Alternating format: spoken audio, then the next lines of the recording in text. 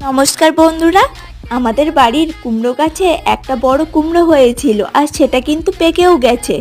আজকে ভাবলাম কুমড়োটাকে কেটে ফেলা যাক, এই জন্য আমি বড়মশাইকে নিয়ে চলে গিয়েছিলাম বাগানে কুমড়োটা তোলার জন্য। আর কুমড়ো তুলবো আর সেই আনন্দটা তোমাদের সাথে শেয়ার করব না তাই কখনো হয়, তাই তোমাদের সাথেও ভিডিওটা শেয়ার করলাম। আর কুমড়োটা এতটা নিচে হয়েছিল, আমার কিন্তু গুঁড়ি মেরে কুমড়োটা কাটতে হলো। আর কুমড়োটা কাটার পরে আমি কিন্তু খুবই খুশি হয়েছিলাম, কারণ নিজের হাতে লাগানো গাছ থেকে কুমড়ো তোলার মজাটাই আলাদা। আগেও কিন্তু গাছটা থেকে একটা কুমড়ো তোলা হয়েছে, কিন্তু কুমড়োটা এতটাও বড় হয়নি এই কুমড়োটার মতো। আর বন্ধুরা বলো তো, এই কুমড়োটা কী দিয়ে রান্না করলে সব থেকে বেশি ভালো হয়?